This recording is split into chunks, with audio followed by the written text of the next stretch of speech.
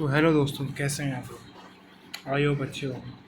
तो चलिए शुरू करते हैं आज का session. Class 12 NCERT biology chapter 3 जनन स्वास्थ्य। तो हम पढ़ेंगे इसके पिछले अध्याय में आपने जनन तंत्र यानी रिप्रोडक्टिव और उसके प्रकारों के बारे में पढ़ा था। अब उससे जुड़े निकट शीर्षक अर्थात जनन स्वास्थ्य के बारे में चर्चा करेंगे। हम जनन स्वास्थ्य शब्द से क्या तात्पर्य समझते हैं? ये शब्द साधारणतः स्वस्थ जनन अंगों और उसके सामान्य कार्यों से संबंधित है। वस्तुतः ये एक व्यापक परिप्रेक्ष्य को दर्शाता है जिसके अंतर्गत जनन के भावनात्मक एवं सामाजिक पहलू जुड़े हैं। विश्व स्वास्थ्य संगठन वर्ल्ड हेल्थ ऑर्गेनाइजेशन WHO के अनुसार जनन स्वास्थ्य का अर्थ जनन के सभी पहलुओं सहित एक संपूर्ण स्वास्थ्य अर्थात शारीरिक, भावनात्मक, व्यवहारात्मक तथा सामाजिक स्वास्थ्य है। इसलिए ऐसे समाज जो जननात्मक रूप से स्वस्थ समाज कहा जा सकता है, जिसमें लोगों को जनन अंग शारीरिक रूप से और प्रक्रियात्मक रूप से सामान्य हो, यौन संबंधी सभी पहलुओं में जिनकी भावनात्मक एवं व्यवहारिक परस्पर क्रियाएं सामान्य हो। जनन स्वास्थ्य को बेहतर बनाए रखने का क्या महत्व है और इसे पाने के लिए कौन सी विधियाँ अपनानी चाहिए, आइए जांच करें। जनन स्वास्थ्य समस्या एवं कार्यनीतियाँ। विश्व में भारत ही पहला ऐसा देश था जिसने राष्ट्रीय स्तर पर संपूर्ण जनन स्वास्थ्य को एक लक्ष्य के रूप में प्राप्त करने के लिए राष्ट्रीय कार्य योजना और कार्यक्रमों की शुरुआत की। इन कार्यक्रमों को परिवार नियोजन अब परिवार कल्याण के नाम से जाना जाता है और उनकी शुरुआत 1951 में हुई थी। पिछले दशकों में समय समय पर इनकी आवधिक मूल्यांकन भी किया गया। जनन संबंधित और आवधिक क्षेत्रों में इसे सम्मिलित करते हुए बहुत उन्नत एवं व्यापक कार्यक्रम फिलहाल जनन एवं बाल स्वास्थ्य सेवा कार्यक्रम RCH के नाम से प्रसिद्ध है। कार्यक्रमों के अंतर्गत जनन संबंधी विभिन्न पहलुओं के बारे में लोगों में जागरूकता पैदा करते हुए जननात्मक रूप से स्वस्थ समाज तैयार करने के लिए अनेक सुविधाएं एवं प्रोत्साहन दिए जा रहे हैं। सर्वविदा दृश्य, ऑडियो विजुअल और मुद्रित सामग्री की सहायता सरकारी एवं गैर सरकारी संगठन जनता के बीच जनन संबंधी पहलुओं के प्रति जागरूकता पैदा करने के लिए विभिन्न उपाय कर रहे हैं। उपयुक्त सूचना को प्रसारित करने में माता पिता, अन्य निकट संबंधी, शिक्षक एवं मित्रों का भी प्रमुख भूमिका है। विद्यालयों में यौन शिक्षा की पढ़ाई को बढ़ावा दिया जाना चाहिए ताकि युवाओं को सही जानकारी मिल सके और बच्चों यौन संबंधी विभिन्न पहलुओं के बारे में फैली भ्रांतियों पर विश्वास न करें और उन्हें यौन संबंधी गलत धारणाओं से छुटकारा मिल सके। लोगों को जननांग, किशोर अवस्था एवं उनसे संबंधित परिवर्तनों, सुरक्षित एवं स्वच्छ यौन क्रियाओं, यौन संचारित रोगों एवं एड्स के बारे में जानकारी, विशेष रूप से किशोर आयु वर्ग में जनन संबंधी स्वास्थ्य जीवन बिताने में सहायक होती हैं। लोगों के शिक्षित करना, विशेष रूप से जनन क्षम छोड़ी एवं वे लोग जिनकी आयु विवाह योग्य है, उन्हें उपलब्ध जन्म नियंत्रण, गर्भ निरोधक विकल्प तथा गर्भवती माताओं की देखभाल, माँ और बच्चे का प्रसवेतर पोषणल देखभाल आदि के बारे में तथा स्तनपान के महत्व, लड़का या लड़की को समान महत्व एवं समान अवसर देने की जानकारी आदि से जागरूक स्वस्थ परिवारों का निर्माण होगा।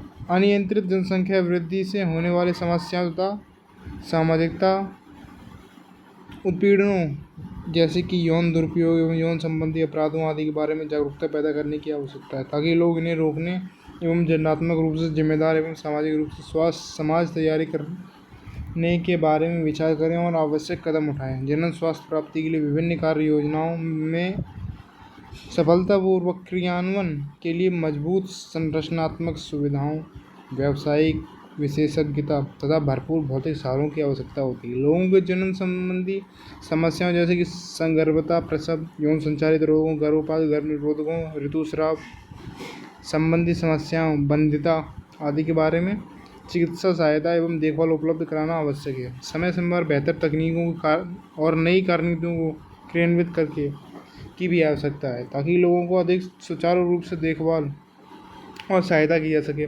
बढ़ती मादा भ्रूण हत्या के कानूनी रोक के लिए उल्बेदन, इम्यूनोस्टेसिस, जांच लिंग परीक्षण पर वैधानिक प्रतिबंध, वैलिड रिस्ट्रिक्शन तथा व्यापक बाल प्रतिरक्षण टीका आदि कुछ महत्वपूर्ण कार्यक्रमों को भी शामिल किया गया है। इम्यूनोसेंटेसिस में अमीनोटिक द्रव्य में घुले पदार्थों एवं विकासशील भ्रूण की कोशिकाओं का विश्लेषण किया जाता है।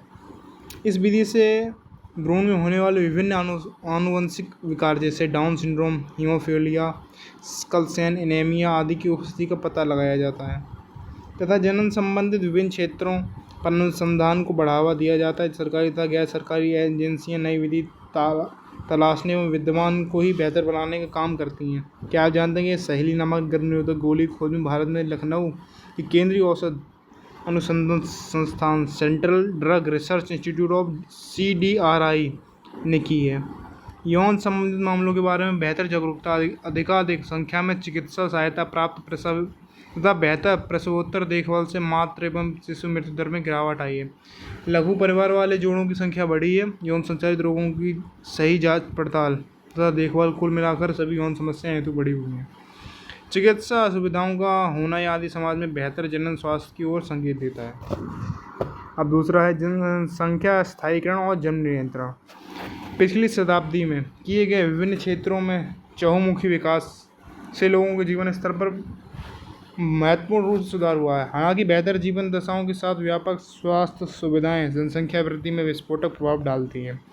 सन 1900 ईस्वी में पूरे विश्व की जनसंख्या लगभग 2 अरब यानी 2000 मिलियन थी, जो सन 2000 ईस्वी में तेज़ी से बढ़कर 6 अरब 6000 मिलियन हो गई हैं तथा 2011 में 7.2 अरब पाई गई। ठीक यही प्रवृत्ति भारत में भी देखी। हमारी जनसंख्या जो देश की आज़ादी के समय लगभग 350 मिलियन था 35 करोड़ थी, सन 2000 में तीव्र जनसंख्या दर से 1 अरब अर्थात 1000 बिलियन के ऊपर पहुंच गई है तथा 2011 में 1.2 बिलियन हो गई। इसका मतलब कि आज दुनिया का हर छठा आदमी भारतीय है। इन सब का कारण संभवतः मृत्यु दर में तीव्र गिरावट, मातृ मृत्यु दर एवं शिशु मृत्यु दर, इन्फेंट मार्टलिटी रेट में कमी के साथ साथ जनन आयु के लोगों की संख्या में वृद्धि हो रही है। हालांकि हमने अपने जनन एवं बाल स्वास्थ्य सेवा कार्यक्रम के माध्यम से जनसंख्या वृद्धि दर में कमी तो की, लेकिन ये कमी नाम मात्र की हुई। 2001 में की जनगणना के अनुसार ये वृद्धि लगभग 2% अर्थात प्रति 1000 में 20 व्यक्ति प्रति वर्ष थी। यद्यपि इस वृद्धि से दर से हमारी जनसंख्या तेज़ी से बढ़ रही है। इस प्रकार से की चेतावनीपूर्ण वृद्धि दर से मूलभूत आवश्यकताओं का नितांत अभाव हो सकता है, जैसे कि अन्न, आवास, कपड़े आदि। हमने भले ही इन मदों के क्षेत्र को महत्वपूर्ण प्रगति भी की है, इसलिए सरकार पर यह दबाव था कि इस प्रकार की जनसंख्या वृद्धि दर को काबू रखने के लिए गंभीर उपाय अपनाए जाएं। इस प्रकार की समस्या से निपटाने के लिए एक महत्वपूर्ण उपाय यह था कि लघु परिवार को बढ़ावा देने हेतु गर्भ निरोधक उपाय अपनाने के लिए प्रेरित किया जाए। आपने शायद ही संचार माध्यमों से विज्ञापनों के साथ साथ सुखी परिवार को प्रदर्शित करते हुए पोस्टर एवं पर्चे भी देखे होंगे, जहां एक खुशहाल जोड़े के साथ 2 बच्चों का परिवार हम दो हमारे दो नारे के साथ प्रदर्शित किया जाता है। बहुत सारे जोड़ों ने विशेष रूप से शहरों के कामकाजी युवा दंपतियों हम दो हमारा एक का नारा अपना। विवाह की वैधानिक आयु स्त्री के लिए 18 वर्ष तथा पुरुष के लिए 21 वर्ष सुनिश्चित है और इस समस्या से निपटने हेतु लघु परिवार के लिए जोड़ों को प्रोत्साहित किया जाता है। आइए यहाँ पर कुछ सामान्य तौर पर इस्तेमाल होने वाले गर्भ निरोधकों के बारे में चर्चा करें।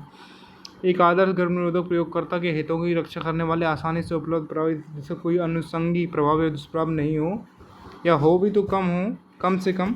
इसके साथ ही उपयोगकर्ता कामेच्छा प्रेरणा तथा महसूस बाधक न हो।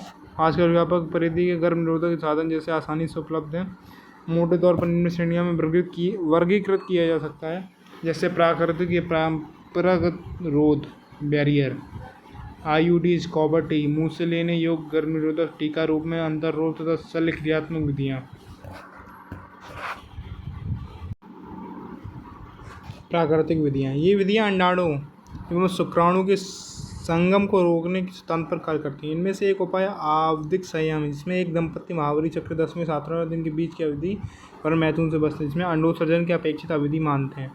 इस अवधि के दौरान निषेचन एवं उर्वर गर्भधारण के अवसर बहुत अधिक होने के कारण इसे निषेच्य अवधि भी कहा जाता है। इस तरह से इस दौरान मैथुन सेवा न करने में गर्भाधान से बचा जा सकता है। बाह्यस्खलन एवं अंतरित मैथुन कोइट्स इंस्ट्रप्शन एक अन्य विधि, इसमें पुरुष साथी समूह के दौरान वीर्य स्खलन से ठीक पहले स्त्री की योनि से अपना लिंग बाहर निकालकर विसेचन से बच सकता है। स्तनपान अनार्तव, लैक्टेशनल एमिनोरिया विधि से भी इस तथ्य पर निर्भर करती है कि प्रसव के बाद स्त्री द्वारा शिशु को भरपूर स्तनपान कराने के दौरान अंडोत्सर्ग आर्तचक्र शुरू नहीं होता। इसलिए जितने दिनों तक माता शिशु को पूर्ण स्तनपान करा ये रखते उस दौरान शिशु को माँ का दूध के अलावा ऊपर से पानी या अतिरिक्त दूध भी नहीं दिया जाना चाहिए। ये अवधि 4 से 6 माह की होती है। गर्भधारण के अवसर लगभग शून्य होते हैं। ये अवधि प्रसव के बाद ज़्यादा से ज़्यादा 6 माह की अवधि तक ही कारगर मानी गई। जो भी उपयुक्त विधियों में किसी दवा या साधन का उपयोग नहीं होता था, इसके दुष्प्रभाव लगभग शून्य के बराबर हैं। हालांकि इसके असफल रहने की दर काफ़ी अधिक है। रोध विधियों के अंतर्गत रोधक साधनों में माध्यम से अंडाणु एवं शुक्राणु को भौतिक रूप से मिलने से रोका जाता है। इस प्रकार के उपाय पुरुष एवं स्त्री दोनों के लिए उपलब्ध हैं।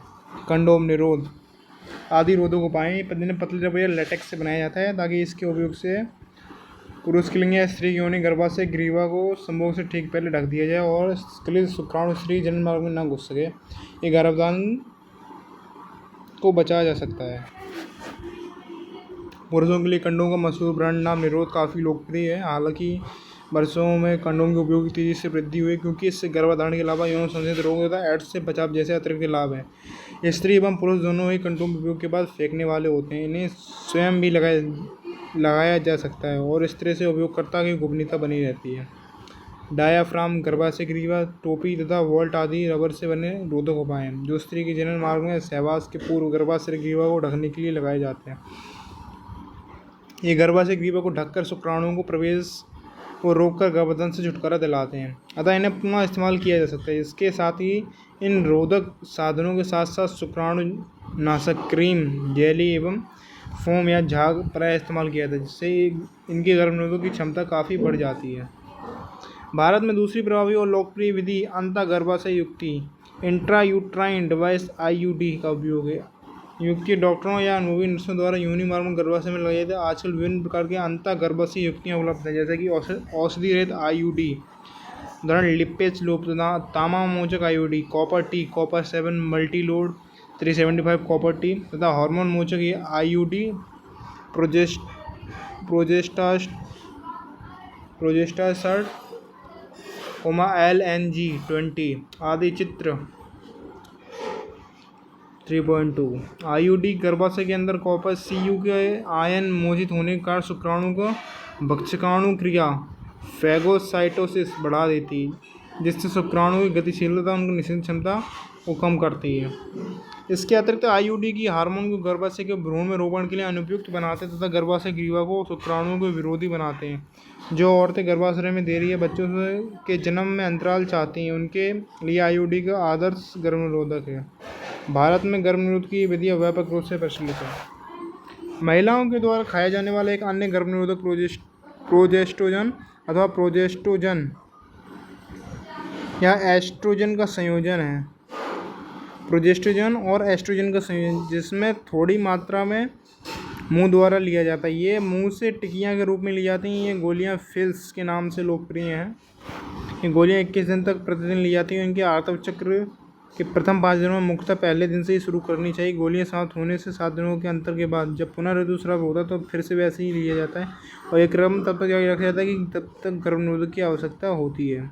यह अंडोत्सर्ग के बाद रोपण को संदमित करने के साथ साथ गर्भाशय ग्रीवा की श्लेष्मा की गुणता को भी बदल देती हैं, जिससे शुक्राणुओं को प्रवेश पर रोक लग जाती है अथवा उनकी गति मंद हो जाती है। ये गोलियाँ बहुत ही प्रभावशाली तथा बहुत कम दुष्प्रभाव वाली होती हैं। औरतों द्वारा ये खूब स्वीकार रहे हैं। सहेली नामक नई गर्भनिरोधक गोली, जिसके बारे में पहले भी चर्चा हुई है, एक गैर स्टेरॉयडली सामग्री है। ये हफ्ते में एक बार ली जाने वाली गोली। इसके दुष्प्रभाव बहुत कम तथा उच्च निरोधक क्षमता वाली है।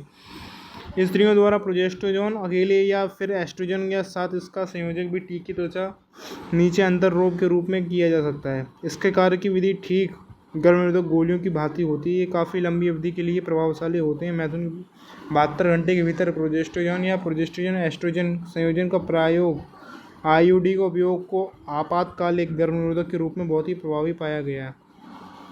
इन्हें बलात्कार या सामान्य लापरवाहीपूर्ण असुरक्षित यौन संबंधों के कारण होने वाली संभावित संगर्भता से बचने के लिए लिया जा सकता है। शल्य क्रिया विधियाँ, जिन्हें बंधकरण भी कहते हैं, प्रायः उन लोगों के लिए सुझाई जाती हैं जिन्हें आगे गर्भावस्था नहीं चाहिए तथा वे स्थायी माध्यम के रूप में परिस्थिति में एक अपनाना चाहते हैं। शल्य क्रिया की दखलंदाजी से युग्मक परिवहन को रोक दिया जाता है, फलतः गर्भाधान नहीं होता। बंधकरण प्रतिक्रिया पुरुषों के लिए शुक्रवाहक उच्छेदन यानी वॉक्सेटोमी तथा महिलाओं के लिए डिंब वाहिनी फेलोपी या नलिका उच्छेदन ट्यूबेक्टोमी कहा जाता है। जनसाधारण इन क्रियाओं को पुरुष या महिला नसबंदी के नाम से जानते हैं। शुक्रवार उच्छेदन में अंडकोश स्क्रोटम शुक्रवार को चीरा मारकर छोटा सा भाग काट कर निकाल कर अथवा बांध दिया जाता है, जबकि स्त्री के उदर में छोटा सा चीरा मारकर अथवा योनि द्वारा डिंब वाहिनी नलिका छोटा सा भाग निकाल या बांध दिया। ये तकनीकें बहुत ही प्रभावशाली होती हैं, पर इनमें पूर्व से लाने की गुंजाइश बहुत कम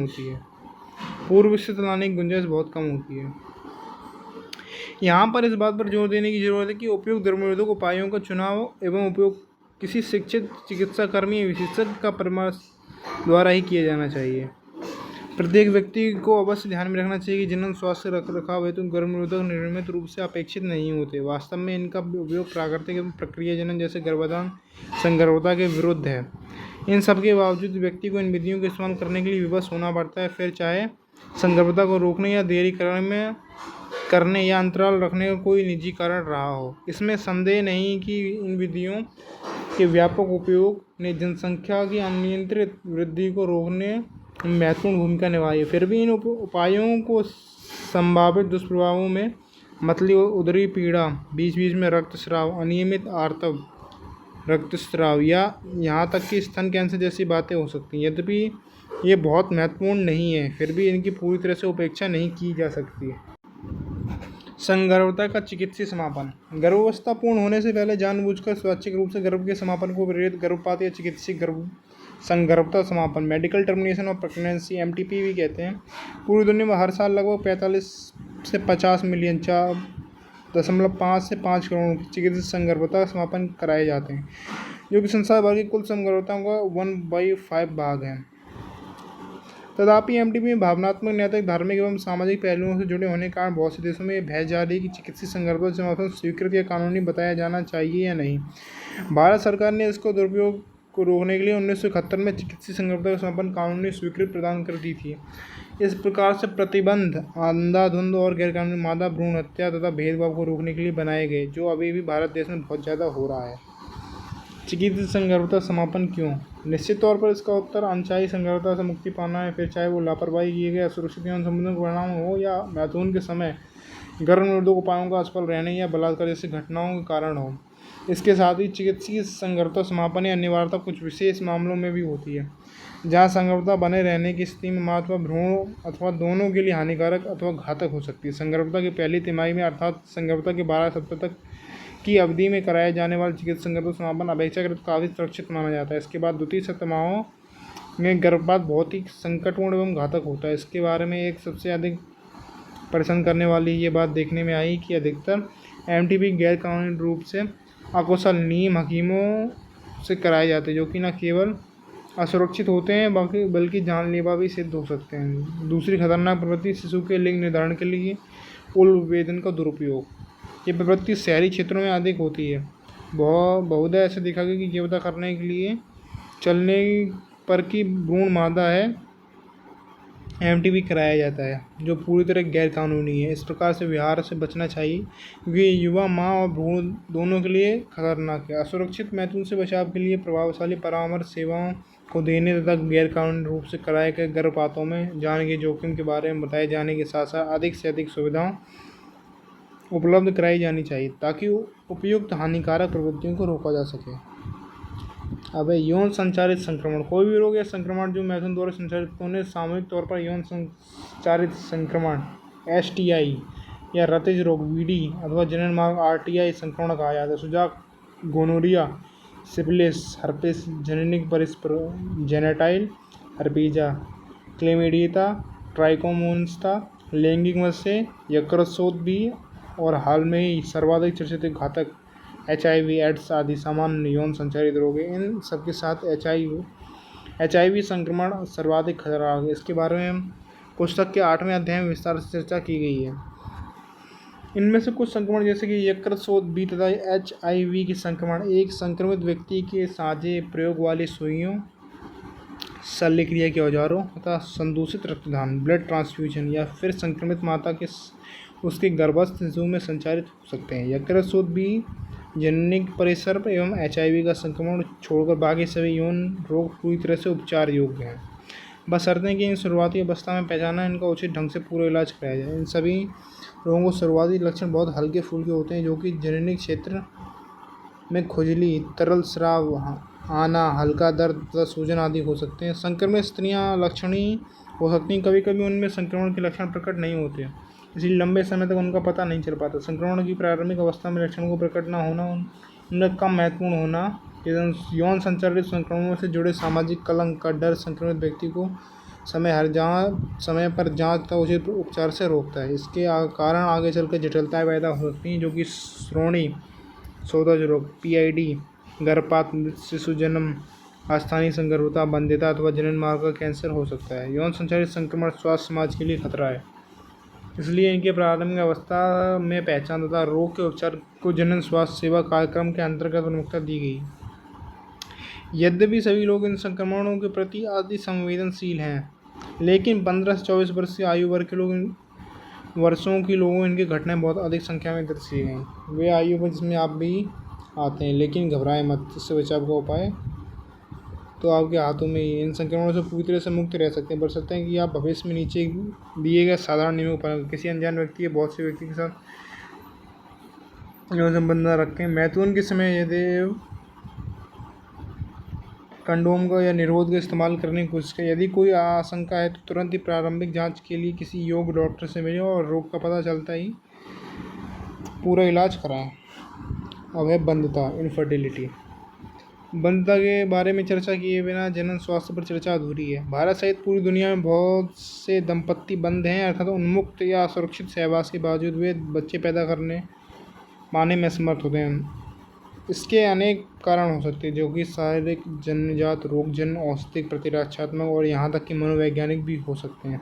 भारतवर्ष में प्रायः दंपत्तियों में बच्चा न होने का दोष स्त्रियों को ही दिया, जबकि प्रायः ऐसा नहीं होता। ये समस्या पुरुष साथी में भी हो सकती है। विशिष्ट स्वास्थ्य सेवा इकाइयाँ, बंधता क्लिनिक आदि नैदानिक जांच में सहायक हो सकती हैं। इनमें से कुछ विकारों का उपचार करके दंपत्तियों को बच्चे पैदा करने में मदद दे सकती हैं। फिर भी जहाँ ऐसे दोषों को ठीक करना संभव नहीं, वहाँ कुछ विशेष तकनीकों द्वारा उन बच्चे पैदा करने में मदद की जाती है। ये तकनीक सहायक जनन प्रौद्योगिकी ART कहलाती हैं।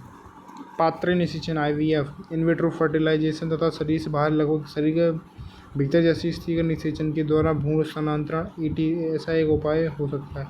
इस विधि में सबसे लोकप्रिय रूप से टेस्ट ट्यूब बेबी कार्यक्रम से नाम से जाना था। इसमें प्रयोगशाला में पत्नी का या दाता स्त्री के अंडे से पति अथवा दाता पुरुष के प्राप्त किए गए शुक्राणु को एकत्रित करके प्रयोगशाला में अनुरूपी परिस्थितियों युग्मज बनाने के लिए प्रेरित किया जाता है। इस युग्मज में प्रारंभिक भ्रूण 8 ब्लास्टोमेयर तक फैलोपियन नलिका में स्थानांतरित किया जाता है, जिससे युग्मज अंतःडिंब वाहिनी फैलोपी स्थानांतरण जायगोट द्वारा इंट्रा फैलोपियन ट्रांसफर ZIFT कहते हैं। जो भ्रूण 8 ब्लास्टोमेयर से अधिक का होता है तो उसे परिवर्तन हेतु गर्भाशय में स्थानांतरित कर दिया जाता है। इसे इंट्रा यूट्राइन ट्रांसफर यानी IUT कहते हैं। जिन स्त्रियों में गर्भाधारण की समस्या रहती है उनकी सहायता के लिए जीव निषेचन इन विवो फर्टिलाइजेशन स्त्री के भीतरी युग्मकों को संलयन से बनाने वाले भ्रूणों को स्थानांतरित के लिए उपयोग में लाया जाता है। ऐसे मामले जहां स्त्रियां अंडाणु उत्पन्न नहीं करती लेकिन जो निषेचन और भ्रूण के परिवर्तन के लिए उपयुक्त वातावरण प्रदान कर सकती हैं, उनके लिए एक अन्य तरीका अपनाया। इसमें दाता से अंडाणु लेकर उन स्त्रियों को फैलोपियन नलिका में स्थानांतरित GIFT कर दिया जाता है।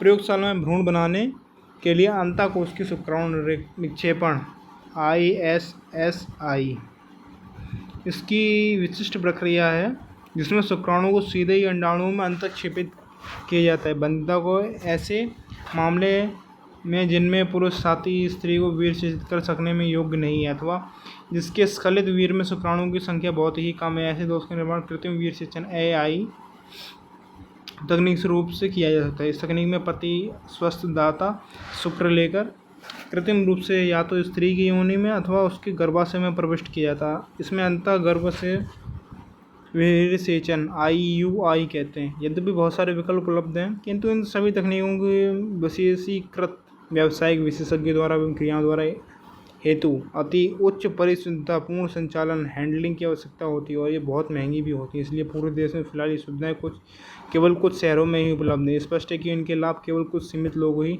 वहन करते हैं। उन उपायों को अपनाने में भावनात्मक, धार्मिक तथा सामाजिक घटक भी काफ़ी निर्धारक होते हैं।